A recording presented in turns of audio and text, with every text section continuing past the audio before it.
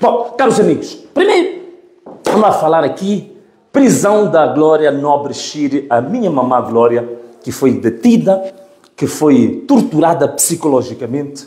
Nós já tínhamos chamado a atenção, minha vénia para os advogados que neste momento estão a trabalhar, Dr. Mutola, Dr. Matsim, que hoje tinham submetido um requerimento a dizer que, de acordo com o número 1 do artigo 175 do Código de Processo Penal, ela devia ser ouvida exatamente hoje pelo juiz de instrução. Se ela continuasse detida amanhã, sem ser ouvida pelo juiz de instrução, significa que era a segunda gravidade neste processo.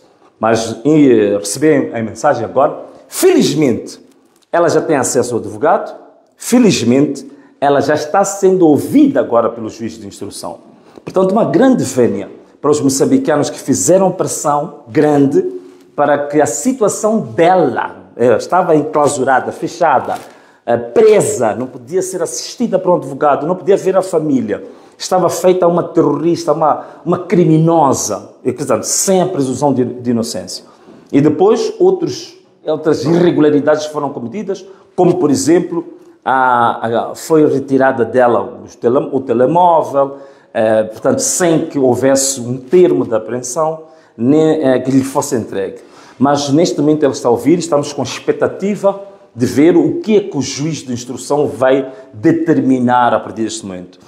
E não quero, neste momento, começar a fazer uma defesa obsessiva dela, para dizer que você está a defender porque é a tua mandatária. O que nós queremos é que se cumpra a lei. O problema, a grande questão é esta, que se cumpra a lei. O resto tem que ser aprovado.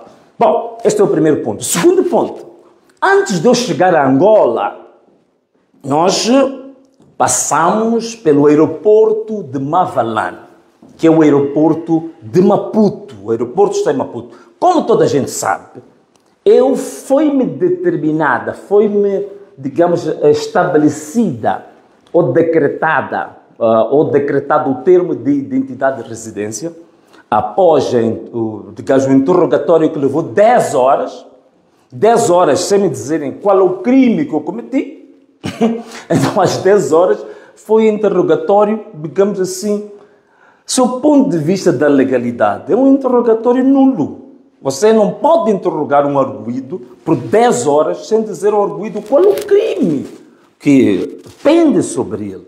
Portanto, não foi dito qual é o crime. Então, eu tinha que responder a tudo, porque eu estava no vazio, estava nas trevas, estava tateando, estava à deriva.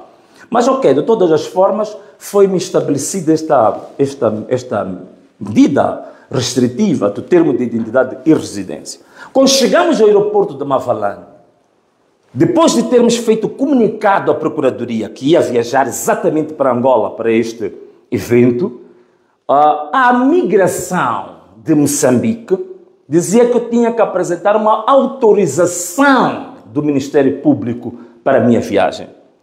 Eu disse que era preciso que a migração sustentasse essa afirmação com base na lei. Porque se eu sou acima de 5 dias para comunicar, não é para ter uma autorização prévia, não existe, isso não é de lei. A lei é clara, é o número 1 do artigo 123 do Código do Processo Penal. Diz que comunicação para ausências da casa, da residência, ou por mais de 5 dias. Qual é a finalidade? A finalidade é para que o Ministério Público possa localizar-me sempre que for necessário para o andamento da marcha processual. Portanto, significa que não é preciso nenhuma autorização, está tudo muito bem estabelecido na lei, e nós mostramos a lei e mostramos o comunicado, digamos assim, que enviamos à Procuradoria. E mesmo assim, compreendendo o que estava na lei, compreendendo que nós tínhamos comunicado ao Ministério Público, o chefe do posto da imigração continuava a dizer que estava claro, mas que estava à espera de ordens superiores. Vejam só, conhece, entendeu que a lei o diz, que é legal, que é normativo, mas estava à espera de ordens superiores. A minha vénia, aos polícias azulinhos, estavam lá 2 polícias azulinhos, e esses polícias, quando falamos, abriram logo o código no telefone. Disseram que sim, isto está claro, é límpido. Não precisa de nenhuma autorização. Precisa apenas de uma comunicação. E não é papel da migração, nem da polícia, andar a solicitar isso. Se houver alguma medida restritiva para a viagem, é o Ministério Público que vai comunicar à migração, vai comunicar à polícia, ao posto da polícia no aeroporto, de que o fulano de X, Y e Z está proibido, ou que não pode viajar. Não é a migração que pede isto. Então, infelizmente, temos um chefe de posto que está lá a lidar com pessoas de diversas nacionalidades, não conhece a sua própria lei. Não sabe qual é o seu papel, não tem capacidade de falar com o seu chefe, o seu superior hierárquico e dizer: chefe, a lei o que diz é isto. Portanto, se for para cumprir alguma ordem acima do que a lei diz, não estarei em condições de o fazer. Então, nós não temos funcionários desses. Tivemos que dizer que, olha, agora queremos falar com o teu chefe. Então, quando o chefe se confronta com isto, é que nos deixa passar no aeroporto de Mavalane. Portanto, não foi uma coisa pacífica ter atravessado o aeroporto de Mavalane. E mesmo assim, o chefe do posto, quando eu já estava a fazer a captação da imagem para entregar o meu passaporte, ele veio com o seu telemóvel e tirou uma foto. O que eu fiz, também tirei uma foto, a cara dele, e eu disse: se esta foto que estás a fazer sem profissionalismo, esta foto que estás a fazer de forma irresponsável com o teu telemóvel, se esta foto for a qualquer rede social, eu também vou colocar a tua foto na minha página e vou dizer que este é o chefe do posto da migração do aeroporto de Mavalane e vou expor também a tua face ao mundo. E atenção, a minha página tem 1.500.000 seguidores. Estamos quase a 1.600.000. Para além de toda a diáspora. Portanto, eu vou expor a cara, o nome do chefe do posto da migração, se a foto que ele tirou de forma irregular, irresponsável, sem profissionalismo, for usada em outros ou qualquer fórum, digamos, indevido. Bom, assim nós conseguimos. Alguém diz que a minha garganta ainda está um bocadinho assim seca, né? Parece que a minha voz está um bocadinho metálica, né? Então vamos agora ver se a gente pode melhorar. Bom, caros amigos, agora vamos ao prato forte. Vamos ao essencial, o tema central de hoje. É que eu tinha que explicar isto, né? Como é que depois saímos do aeroporto de Mavalane até chegarmos ao aeroporto 4 de fevereiro, em Angola. Um país bonito, um país de gente trabalhadora, de jovens, um país com o qual eu tenho uma simpatia, tenho também ligações afetivas com algumas pessoas já de longa data. No aeroporto 4 de fevereiro, nós chegamos, da delegação que chegou ao aeroporto 4 de fevereiro, fomos perfilados e nessa delegação foi retirada ou recolhido os passaportes de todos nós. Da delegação de que foi recolhido os passaportes de todos nós, o primeiro indivíduo que foi separado e levado para um corredor foi o Venâncio Mondlane. O meu amigo mangolê que estava lá a trabalhar para a migração, gritou bem alto o meu nome. Venâncio Mondlane. E lá fui eu, avancei e colocaram-me num corredor. Depois fizeram-me atravessar umas portas e fiquei, de fato, num corredor sem saber qual era a razão por que eu era chamado. E começa aquela confusão toda que envergonha os nossos países africanos, a desorganização, a falta de informação, a falta de profissionalismo, a falta de brio profissional, tudo feito ao acaso, tudo feito de forma caótica, tudo feito por improviso. Então, uns a serem puxados para um lado, para o outro lado, um ambiente caótico no aeroporto 4 de fevereiro. Portanto, é realmente aquele ambiente típico, digamos, daquilo que nós queremos mudar em África, que tem envergonhado a África. E então fomos separados e vocês já sabem que se passou. A parte vergonhosa de tudo isto foi reter personalidades do mais alto calibre, o ex-presidente do Botsuana, Ian Sirleaf, o ex-presidente da Colômbia, Patranas, o ex-presidente da Tanzânia, o ex-primeiro-ministro do Lesoto, o vice-presidente do Senado queniano, vários senadores quenianos, portanto, várias personalidades que estavam presentes e que foram submetidos a um ambiente, digamos, extremamente triste, penoso, e que tem que envergonhar Angola. Tem que envergonhar Angola. Aquilo não é possível que aconteceu, sem nenhuma explicação, e depois fomos forçados, de fato, a pegar em nós e não passar pela migração, carimbar os passaportes, e tínhamos que, não podíamos entrar em Angola. Passado cerca de 3 ou 4 horas, como também se fala português, fui lá falando com vários oficiais. Não é? Uma coisa curiosa que aconteceu em Angola é que estavam a impedir a minha entrada, depois de me informar que a minha entrada vai me impedir, logo a seguir pediam para tirar uma selfie.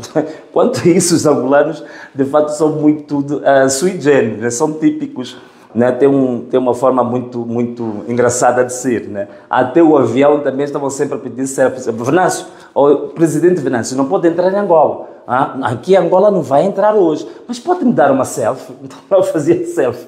Engraçado. Mas ok, falando de assuntos sérios. Então, foi depois de muitas horas, depois de muita insistência, que disseram-nos que, pura e simplesmente, nós estávamos recusados a entrada. E a nossa entrada estava recusada à República de Angola, pelo governo de Angola. Estava recusada a nossa entrada. E coisas dolorosas para mim foi ver o presidente Ian Khama, né? O presidente Ian Khama, um grande abraço, meu pai. Então, ver um senhor daquela idade, 73 anos de idade, a ficar 8 horas sem comer, sem beber e na condição de saúde em que ele se encontra. Ver aqueles presidentes todos, o ex-presidente da Colômbia, depois de tanta, digamos assim, depois de tanta espera, depois daqueles de 8 horas à espera, decidiram que ele podia entrar em Angola. Como o aeroporto 4 de Fevereiro é um aeroporto internacional para voos internacionais, para os voos interprovinciais dentro de Angola é usado o novo aeroporto, que é o aeroporto Agostinho Neto, Dr. Agostinho Neto, que dista 44 quilômetros do aeroporto 4 de Fevereiro. Então, o ex-presidente da Colômbia, aquele no seu Twitter, acabou lá escrevendo, no X, acabou escrevendo que não sabia para onde estava sendo levado. Depois de 44 quilômetros, chega ao aeroporto de Agostinho Neto e dizem que o seu passaporte ficou apreendido no aeroporto 4 de Fevereiro. Vejam só isto, depois de 44 quilômetros. E o homem, naquela noite, nem sequer tinha onde dormir. Então teve que dormir na residência do embaixador da Colômbia. Vejam só o que é isso. Não é? Então eles passaram este calvário todo. Depois da repercussão toda, é que o governo da Angola decidiu dar algumas honras de Estado, digamos, aos ex-presidentes, aos ex-primeiros-ministros, e então garantiu o avião presidencial que ia levar parte da delegação de 4 de Fevereiro para Benguela. Isso foi permitido. Foram colocados carros luxuosos protocolares da presidência. Portanto, todo o protocolo do Estado foi lá colocado depois de toda a repercussão. Mas como o presidente Ian Sirleaf decidiu que a humilhação era tanta, ele decidiu que não ia participar nesta conferência, ele decidiu ir para Botsuana. Quando isso aconteceu, a promessa que foi feita do avião presidencial, que era para levar a delegação para Benguela, infelizmente, meus irmãos, informação de primeira mão, depois foi retirada a mesma promessa. Portanto, o governo de Angola não cumpriu a promessa de colocar à disposição o avião para estas personalidades de renome. Portanto, significa que tudo, como se diz em Moçambique, tudo foi de água abaixo. Foi uma promessa que se esfumou. Era apenas para o inglês ver. E esta que é a realidade. Criou-se todo este cenário, todo este, digamos, imbróglio todo, este impasse todo que foi criado, esta situação comprometedora para as relações diplomáticas e, afinal de contas, foi tudo uma encenação. Tudo uma encenação. E aqui está estabelecido algo profundamente perigoso, negativo para a imagem de Angola em África e no mundo. Soubemos depois que o termo com que foi usado, ou a cláusula usada para que nós não pudéssemos entrar em Angola, é a chamada recusa de entrada. A recusa de entrada existe dentro do enquadramento da lei angolana, portanto, a lei 163/19 de 23 de maio, que é a lei sobre o regime jurídico do cidadão estrangeiro na República de Angola. Esta lei é que determina como é que alguém é aceito ou é recusado a sua entrada. Portanto, o artigo 7, no número 2, diz claramente quando há uma recusa de entrada, primeiro, a pessoa a quem é recusada a entrada deve ser comunicada pelo responsável do posto de fronteira. 2, deve ser especificado a razão da recusa de entrada. 3, o chefe de posto deve comunicar à companhia aérea que levou a pessoa até o posto de fronteira que esta pessoa teve a sua entrada recusada para o devido acompanhamento do mesmo para a zona de origem ou do aeroporto, digamos, de procedência ou para o seu país de origem. Portanto, estes são os procedimentos que devem ser feitos quando se recusa a entrada de alguém em Angola. Isto é que está na lei e nada disto foi feito. Uma recusa de entrada, nós nem sequer fomos deportados. Nós ouvimos aí pessoas a dizer que foram deportados. Nós não fomos deportados. Não houve procedimentos dentro da lei que se diga que preencheram os requisitos para se deportar alguém. Aquilo foi uma irregularidade ao mais alto nível. Portanto, não foi nada feito segundo a lei. Foi uma violação da própria lei angolana. É por isso que não houve essa explicação detalhada. Qual é a razão? Até hoje não sabemos o que é que fundamenta a recusa. Não está claro. Não está. E isto é perigoso para Angola porque existem os tais chamados acordos migratórios bilaterais entre Moçambique e Angola que determinam exatamente como é que é feita a gestão da entrada e da saída de cidadãos de um país ou do outro. E existem acordos migratórios da SADC para todos os países da SADC que também foram violados. E existe ainda os chamados acordos de mobilidade para os países da CPLP. Portanto, temos vários instrumentos domésticos, regionais e continentais que gerem esta matéria dos cidadãos estrangeiros que chegam a Angola. E nenhum destes protocolos, nenhum destes acordos foram respeitados no aeroporto 4 de fevereiro. Para vergonha da imagem de Angola, para vergonha destes funcionários da migração, que gostam mais de selfies, né? Todos eles fizeram selfies comigo, mas não cumpriram a própria lei angolana, não respeitaram os protocolos da SADC, não respeitaram os protocolos da CPLP e da União Africana. Portanto, isto é realmente muito dramático. Daí, se calhar eu concordo um pouco com um artigo que foi escrito por uma senhora que dizia que o dia 13 de março devia ser decretado como o dia da vergonha pública em Angola. Não, se calhar sim, eu penso que sim. 13 de março eu convoco os jornalistas, os ativistas angolanos, para que vocês oficialmente decretem 13 de março como dia da vergonha pública em Angola. Isso é muito importante. E isso tem que ser recordado na posteridade. E quem são as pessoas responsáveis por isto? E veja só, nós africanos da SADC, da CPLP, dos PALOP, até hoje não temos justificação. Mas nós sabemos que havia uma senhora americana na delegação que teve a sorte de comunicar a sua embaixada em Angola. A embaixada da Angola comunicou ou falou com o governo de Angola e o governo de Angola finalmente deu uma justificação porque que impediu a entrada lá.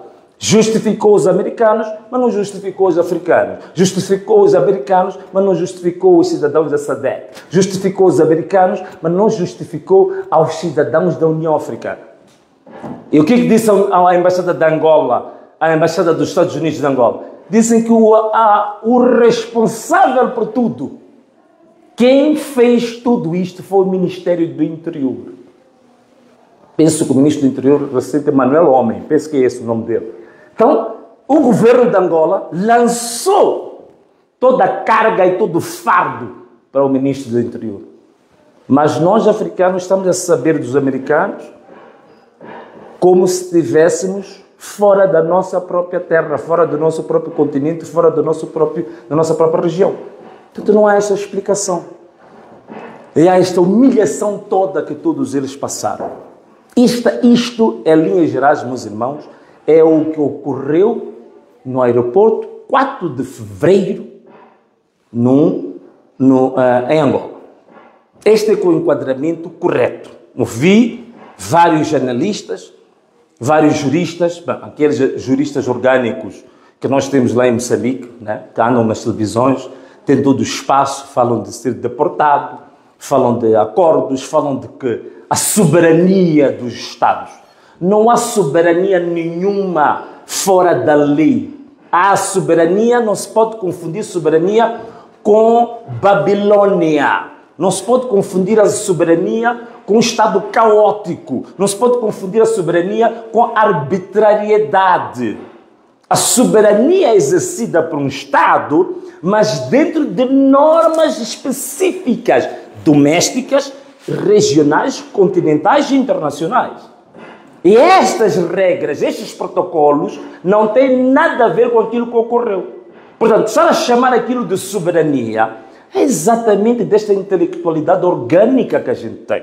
Né? Estes mercenários digitais do regime ocupam todas as televisões para estar ali pura e simplesmente a vomitar o mais alto da sua ignorância, digamos assim, algumas delas congênitas, outras adquiridas com o tempo. Então, como sabemos também, parece que o nível de consumo de estupefacientes tem aumentado bastante na classe acadêmica hoje. É por isso que, de fato, temos a academia com o gráfico da produção acadêmica cada vez mais ele a ir no sentido negativo da produção, geometricamente negativo. Então, são estes produtos, digamos assim, do pensamento psicotrópico, né? Pensamento resultante do consumo de substâncias perigosas e proibidas. Portanto, é este o problema. Então, andam todas essas teorias a serem feitas. Né? Alguém diz que não, o Venâncio não entrou em Angola porque o governo de Angola notou que não é uma pessoa de boa reputação. Olha, que boa reputação? Onde é que estão provas disso? E se é essa a razão, então, de acordo com a própria lei angolana, o artigo número 7, o número 2 da Lei 163/19 de 23 de maio, obriga a fundamentação disso. Onde é que está a fundamentação? Onde é que está o despacho que diz isso? Absolutamente nenhum. Portanto, foi ilegal. A Angola provou-se que, de fato, está sob um regime ditatorial. Que a Angola está sendo gerida de forma partidocrata. Portanto, o partido MPLA, os estatutos do seu partido se sobrepõem à Constituição de Angola, se sobrepõem às leis de Angola, se sobrepõem à soberania de Angola, que reside onde? Reside no próprio povo. Esta que é a dura realidade. Esta que é a realidade. E mais, aqui eu concordo, eu vi no portal da UNITA, a dizer que um dos graves problemas e que motivou isso também é o crescimento que a UNITA está a ter em Angola, em termos de popularidade, da aceitabilidade popular dos eleitores e, por outro lado, o decréscimo geométrico da impopularidade do MPLA e que nem sequer tem candidato para as próximas eleições presidenciais. Este é o grande problema que o MPLA está a ter. Então, ao invés de procurar formas de estratégias do marketing político, da mobilização política do seu povo, para perceber que o MPLA é a melhor alternativa política para Angola, fazem estes truques vergonhosos de tentar rasteirar, violar a própria lei que eles mesmos já autorizaram, eles próprios aprovaram essa lei e violam a lei. Essa é a grande questão. E não é a primeira vez que está acontecendo. Em 2022, a UNITA, quando quis fazer a abertura da sua campanha, convocou quadros da IDC e naquele dia foi o dia que estrategicamente se decretou luto nacional. E foi proibida toda atividade política. Então, os quadros do IDC tiveram que também voltar e não tiveram nenhuma ocasião de fazer a abertura da campanha com a UNITA. E não foi o primeiro truque, são vários truques que o MPLA tem utilizado em Angola. Desta vez também usou este truque para sabotar a atividade política, que é constitucional, que é legal, não é? Que é um dos direitos fundamentais, uma das conquistas, ok? Da independência dos angolanos. Então tem feito isso, não é? E agora, em relação ao meu pai político, Seretse Khama, Ian Seretse Khama, é preciso perceber uma coisa. O fato dele ter regressado, algumas pessoas podem estar a perguntar, mas por que ele voltou? Por que ele não continuou? Eu vou-vos dar uma das razões. Em 1998, justamente em março de 1998, o pai do Ian Seretse Khama, que era o primeiro presidente de Botsuana, Seretse Khama, né, o fundador do Partido Democrático do Botsuana, estava a passar no espaço aéreo internacional sobre Angola, o seu avião foi abatido por mísseis de mercenários cubanos. O avião caiu aonde? Na província do Bié. E o presidente Seretse Khama, na altura, até rejeitou ser tratado nos hospitais angolanos. Preferiu ser recolhido pela Cruz Vermelha. Em março de 1998. Agora, curioso, em março de 2025, o filho dele, Ian Khama, passa também por este choque diplomático no mesmo país. Então, isto, tentem fazer a ligação para perceber essas coisas. Portanto, o que é importante que eu recomendo? Recomendo a UNITA, recomendo toda a delegação que lá esteve, recomendo as organizações da SADC alternativas, direitos humanos, dos advogados da SADC, da África Austral, que deve-se processar o Estado angolano. O Estado angolano tem que ser processado. Isto não pode continuar desta forma. Pior ainda, quando o presidente João Lourenço, nesta altura, está a assumir a responsabilidade, ou o cargo, ou a função de presidente da União Africana. Como é que alguém está a assumir o papel de presidente da União Africana, a União, que é a União? A União é, digamos assim, é a ligação pacífica, harmoniosa entre partes. Como é que ele vai manter a união dentro da União Africana se ele próprio está a promover a desunião e a desagregação? Dentro do seu próprio... Nós até íamos para testar. Vamos lá testar em Angola para ver se os discursos do presidente João Lourenço, no âmbito da União Africana, se ele aplica os mesmos discursos no seu próprio país. E aí está a prova. Ainda o último discurso do presidente João Lourenço dizia que criticava severamente os líderes africanos que não conseguiam nada fazer para a estabilidade dos seus países. Então, olha, o discurso dele a ter um volte-face contra ele próprio. Portanto, ele estava a criticar a ele próprio, a ele mesmo. Ele próprio, aquela crítica, era válida para ele. Ele até dizer, é uma vergonha que os líderes africanos não consigam garantir a estabilidade. Com essa vergonha, ele estava a falar da vergonha que está sobre ele mesmo. Portanto, ele próprio é o praticante deste discurso. Portanto, o que acontece é isto. Muitos discursos são discursos de ocasião, são discursos de encenação. Até se me permitirem, deixa eu ver aqui o que os bispos os bispos católicos de Nampula disseram sobre o diálogo em Moçambique. Fala-se muito do diálogo em Moçambique, que agora vamos avançar, o diálogo vai ser aberto para a sociedade civil, para a personalidade da sociedade civil, tudo encenação. Olha uma frase que os bispos de Nampula disseram. Né? Eles disseram e denunciaram a encenação de reconciliação em Moçambique e avisam que a história não vai perdoar os tiranos.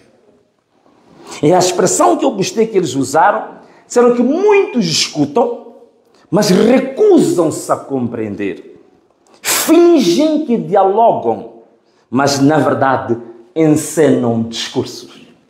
Isto é muito interessante. Uma frase muito forte dos bispos católicos de Nampula. Há uma encenação discursiva. Coisas que as pessoas dizem com a boca, mas não creem com o coração, não praticam. Então, daí os discursos do presidente João Lourenço, né? Que ele critica, chama de vergonha, mostra-se emocionado porque nada se faz. Ele próprio, afinal de contas, é o principal promotor dessa instabilidade. E é por isso mesmo, se você não consegue estabilizar a sua casa, não tem capacidade de estabilizar a casa do outro. É por isso que na mediação, no conflito entre o Ruanda e a República Democrática do Congo e o M23, o próprio presidente João Lourenço não conseguiu ser bem-sucedido nesta mediação. Daí que ter sido acusado até pelo Paulo Kagame dele ser um mau mediador, um mediador parcial, que até desvalorizou o diálogo e a aproximação com o M23. Agora que o M23 está a ganhar terreno, é que decidiu que quer falar com o M23 nesta altura. Mas sabemos que no dia 8 de janeiro, ele próprio acabou renunciando à posição de mediar este conflito. Portanto, se há problemas de estabilidade, se há problemas de falta de comprometimento para a estabilidade dos países da África, eu penso que o presidente João Lourenço é um bom exemplo desse empenho para a instabilidade. É por isso que não conseguiu ter sucesso nesta criar, ou seria um grande elemento para fortalecer e enriquecer o seu próprio currículo. Mas não conseguiu mediar isto. Não conseguiu criar um ambiente de confiança entre as partes. E dentro da própria Angola também não é diferente. Dentro da própria Angola também não é diferente. Fazem neste momento, há 8 anos que o presidente João Lourenço não tem diálogo com a oposição. Há 8 anos que não convida o líder da oposição, Adalberto Costa Júnior, para uma conversa, para um diálogo. Nunca teve isso. Há 8 anos que o líder da oposição nunca deu nenhuma entrevista a nenhum canal público da Angola. Então o problema está aí mesmo. O discurso que for fazer na União Africana devia fazer esse discurso para ele próprio e para os seus ministros. Porque o problema está aí. O problema está aí. Então, esta é a grande questão. Para terminar, o que eu posso dizer? Eu volto a reiterar à comunidade, aos ativistas angolanos, aos partidos angolanos, aos delegados desta conferência. Deve-se processar o Estado angolano. Não podemos deixar que este tipo de atos continue a perpetuar-se no nosso continente. Que é uma vergonha. Ativistas, vamos decretar dia 13 de março como dia da vergonha pública em Angola. Para que os nossos filhos saibam, para que os nossos netos saibam quais são esses que envergonharam a imagem de Angola pelo mundo. Portanto, eu penso que aqui já dei uma explicação para as pessoas perceberem, primeiro, os fatos, estes é que foram os fatos. 2, o enquadramento legal. 3, as questões diplomáticas ligadas ao dia 13 de março em Angola, dia da vergonha pública em Angola. Caros irmãos, caros amigos, foi muito bom estar aqui convosco. Angolanos, estou muito feliz convosco, receberam bem, os angolanos no geral, as angolanas no geral, com muito carinho, muitas selfies, muitas fotos. Foi extremamente positivo, foi muito bom para um angolano normal, é muito simpático, é muito acolhedor. E assim foi a nossa live hoje, a partir da página oficial do Venâncio Mondlane. para Moçambique, para Angola, para os PALOP, para a CPLP, para a África e para o mundo. Despeço-me com um forte abraço para todos, um beijo e